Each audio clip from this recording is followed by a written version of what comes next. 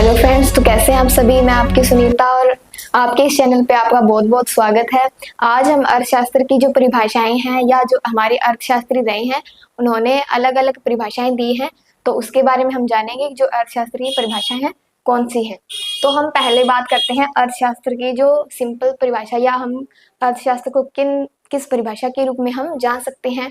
तो जो अर्थशास्त्र होता है इसके अंदर क्या होता है कि जो व्यक्ति होते हैं या मानव होते हैं, तो वो क्या करते हैं, उनकी जो आवश्यकताएं होती हैं वो क्या होती हैं, असीमित होती हैं। उनकी असीमित आवश्यकताओं को पूरा करने के लिए जो सीमित साधन होते हैं उनका प्रयोग किया जाता है, और उससे वो क्या करते हैं, अपनी आवश्यकताओं को संतुष्ट करते हैं। जैसे कि मान लीजिए, आप एक एग्जाम्पल से समझते हैं, जैसे होता है दूध।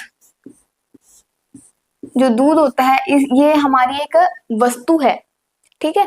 तो वो वस्तु है, इसका जो हम इसको खरीदते हैं तो वो क्या एक सीमित मात्रा में खरीदते हैं, तो उससे हमारी जो अलग अलग आवश्यकताएं होती हैं, जैसे हम इससे चाय बना सकते हैं, पनीर बना सकते हैं, तो उन सभी वैकल्पिक प्रयोगों को हम इनमें काउंट करते हैं।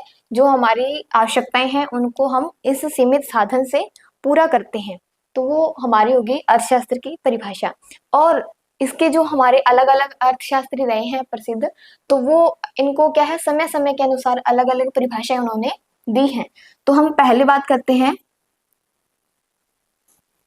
पहले जो हमारी परिभाषा थी वो हमारे जो अर्थशास्त्र के जो जनक रहे हैं या जो पितामह रहे हैं उन्होंने इसकी एक अलग परिभाषा दी है। कौन थे हमारे अर्थशास्त्री? Adam Smith.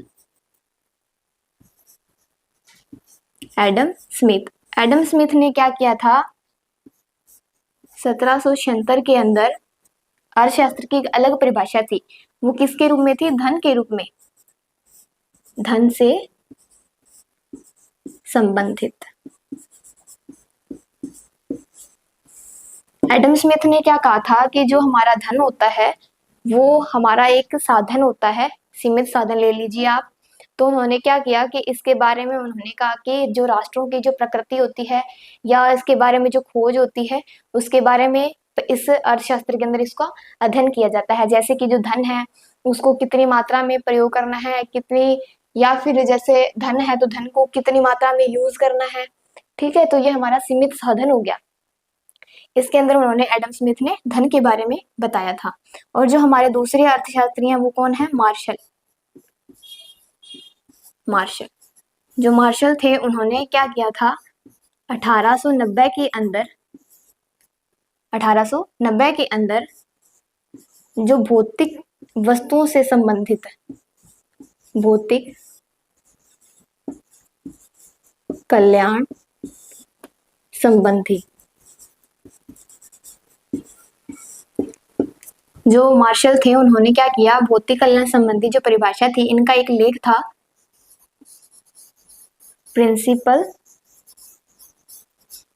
Principles of economics.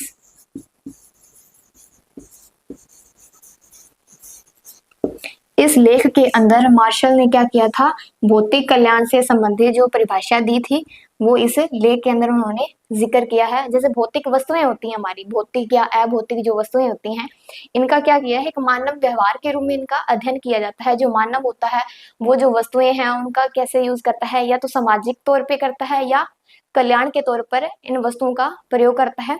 तो वो उन भौतिक वस्तुओं का प्रयोग कल्याण के रूप में भी होता है और सामाजिक कल्याण के लिए भी होता है, या फिर अपने खुद के उपभोग के लिए भी उनका प्रयोग किया जाता है। जो तीसरी हमारी परिभाषा है वो क्या है, इसके अंदर हमारे जो रोबिन्स थे अर्थशास्त्री, रोबिन्स अर्थशास्त्री हैं, उन्होंने क्या किया, 1932 के अंदर दुर्लभता, जो दुर्लभ साधन होते हैं, दुर्बलता, जो दुर्लभ हमारे जो कम, जैसे कम सीमित, जैसे हमें इनको हम कम भी कह सकते हैं, इनका यूज दुर्लभता संबंधी उन्होंने परिभाषा दी थी। इसके अंदर उन्होंने क्या कहा था कि जो हमारे साधन होते हैं वो क्या होते हैं, सीमित मात्रा में पाए जाते हैं, कम मात्रा में पाए जाते हैं, तो उनका हम यूज करते हैं अपनी जो असीमित आवश्यकताएं हैं उनको पूरा करने के लिए, ठीक है। और जो हमारे अगली जो हमारी परिभाषा है वो क्या है? विकास केंद्रित।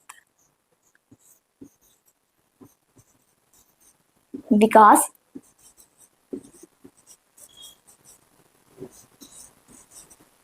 विकास केंद्रित परिभाषा। जो ये परिभाषा है इसके अंदर क्या है कि जो अलग अलग अर्थशास्त्री हैं हमारे, जैसे एक नाम आता है सैमुअल्सन और एक आता है पीटरसन।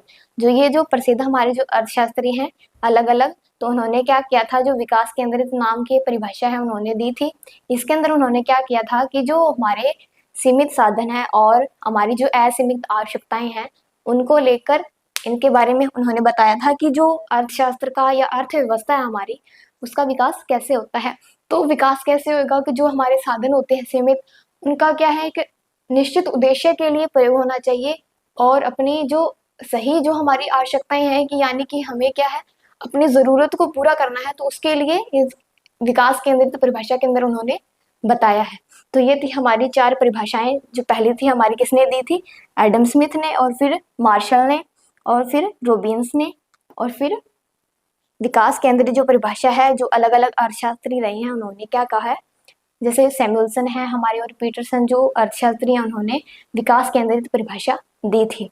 अगर ये जो वीडियो है इसके अंदर हमने क्या किया, जो परिभाषाएं थी अर्थशास्त्र के बारे में उनको हमने जाना।